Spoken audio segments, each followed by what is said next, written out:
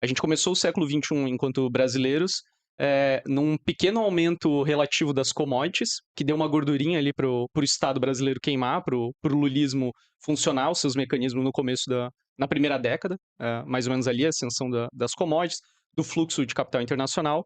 E a partir de 2008, mas sobretudo para nós no Brasil, a partir de 2011, 2012, 13, 14, já no governo Dilma, a gente vê um declínio, né? Sobretudo do capital internacional e das commodities, e a gente vai ver uma crise para nós aqui, a crise internacional virando uma crise nacional. Você acha que essa crise, nesse sentido, não no sentido terminal, mas no sentido de que o capital entra em crises cíclicas e ora retoma a produção, o crescimento, etc. Você acha que essa crise, nesse sentido, já está superada ou algo dessa crise se mantém agora? A minha chave de interpretação é outra. Não começa com a elevação dos preços das commodities, Uhum, ou depois a queda, uhum, ou o efeito da crise de 2008, 2009 nas economias periféricas. O meu ponto de partida analítico é as transformações que desde 94 começaram no desenvolvimento capitalista no Brasil. uhum, Quando os economistas lá da PUC, do Rio, Gustavo Franco, depois gente como Armínio Fraga, depois gente como o Plano Larida, né? uhum, Pércio Arida e o André Lara Rezende, Francisco Lopes, todos aqueles economistas decidiram que o principal inimigo do brasileiro era a inflação, lograram uma estratégia muito sábia, astuta, que a esquerda não percebeu porque ela era, em alguma medida, tributária do capital industrial. uhum, Mas esses, que eu chamaria, assim, figuras vinculadas àquilo que alguém já chamou assim, os gangsters das finanças, os homens das finanças que se transformaram em rentistas, isso que é muito diferente do investidor, agora até o André Lara Rezende reconhece isso. Eles perceberam que o desenvolvimento capitalista em escala global, porque eles são muito apegados à realidade dos Estados Unidos, estudam muito lá, e perceberam que a dependência e o subdesenvolvimento se aprofundaria. Isso que agora muitos estão, mesmo contra a vontade, reconhecendo como um país exportador de produtos agrícolas e minerais. E eles perceberam, antes de toda a esquerda, tributária de um saudosismo do desenvolvimentismo, uhum, preocupadas com aquele dinamismo que a ditadura concedeu, de 64 até 1984, 82, vamos dizer assim, quase 20 anos, baseada no endividamento do Estado em moeda externa, dívida externa e na superexploração da força de trabalho, eles começaram a perceber que aquele desenvolvimento capitalista tinha sido esgotado. E eles começaram, então, a acelerar a transformação daquele capitalismo dependente de base industrial, cujo orgulho era o Grupo 14 da Fiesp, uhum, para esse capitalismo dependente rentístico, que agora é pleno, à luz uhum, do dia, e que não é uma fase que pode ser mudado com a ação da política econômica, que é resultado das grandes transformações da economia mundial, como alertou meu mestre Rui Mauro Marini, o subdesenvolvimento é produto do desenvolvimento capitalista mundial, que ele uhum. tirou da fórmula do André Gonder Frank o desenvolvimento do subdesenvolvimento, e que aqui foi interpretado da maneira mais miserável e rasteira possível.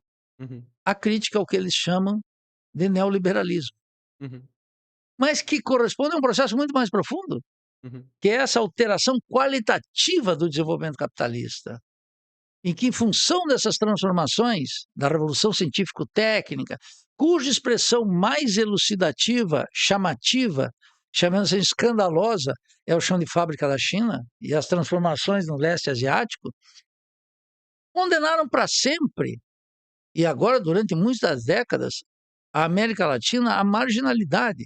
uhum, Aquilo que nos anos 70 e ali de 68 a 78, aquela década, tornou a América Latina um dos eixos da acumulação mundial, esse deslocamento foi para a Ásia agora.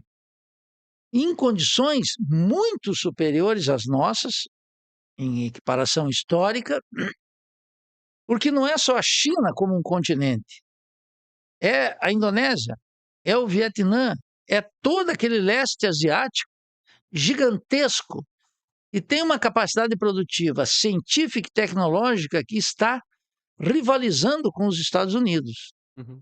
E que literalmente nos preços da mercadoria liquidou o fato de que esse microfone e o computador que está aqui, provavelmente a lente do meu óculos e as peças de carro e os satélites e tudo tem origem made in China. Uhum.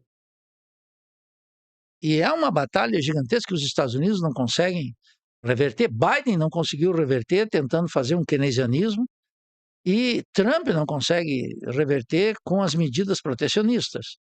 Então, essa gigantesca transformação da economia mundial de 94 para cá, e sobretudo de 2000 para cá, coincidiu com essa transformação que nós estávamos já aqui, no desenvolvimento capitalista no Brasil, sofrendo.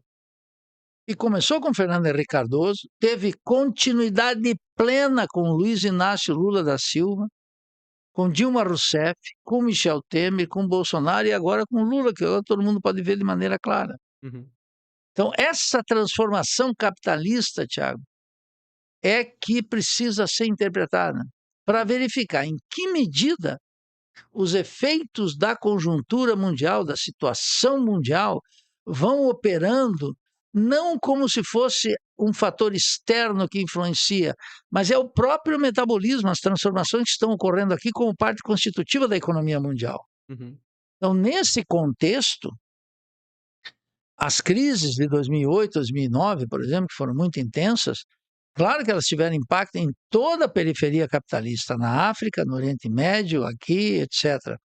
Mas elas ocorrem dentro dessa transformação do capitalismo nacional e do capitalismo latino-americano, Uhum. que encontrou um proletariado e as forças do mundo do trabalho, os trabalhadores, completamente desorganizados, porque eles estão combatendo algo inexistente, que é o neoliberalismo. Uhum. O que é, no fundo, o combate ao neoliberalismo?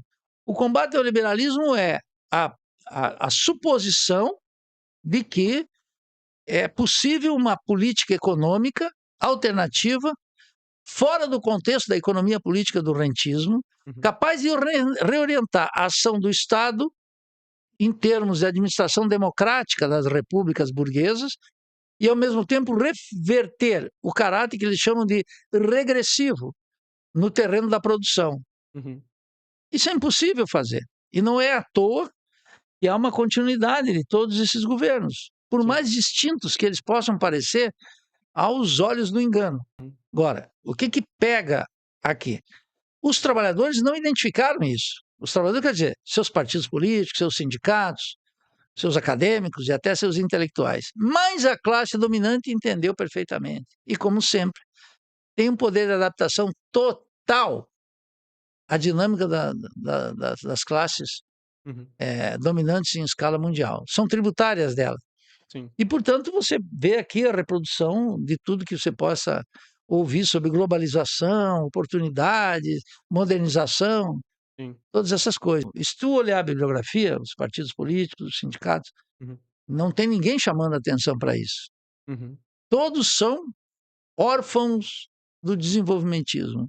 Sim. Todos são órfãos de um otimismo ingênuo, de uma consciência ingênua que é possível fazer o Brasil grande em termos capitalistas, porque nós não somos a Honduras, a Guatemala, o Uruguai ou o Paraguai. Nós somos um país de uma economia complexa, dinâmica, que tem Uhum. oportunidade. Toda essa baboseira que está aí, Uhum. que tem gotas de verdade, que é um país que tem um potencial imenso em força de trabalho, Uhum. poderia ter em ciência e tecnologia, tem recursos naturais abundantes, mas que, controlado pela classe dominante, não pode fazer nada. Sim. E a tentativa lulista, não é? De fazer uma administração com inclusão social, oportunidades, todas essas quinquilharias, né? Ou essa digestão moral da pobreza, dos programas sociais, de inclusão, tudo isso é um lixo ideológico que não se sustenta e atrapalha e desvia da tarefa de analisar o que está acontecendo no desenvolvimento capitalista. Sim.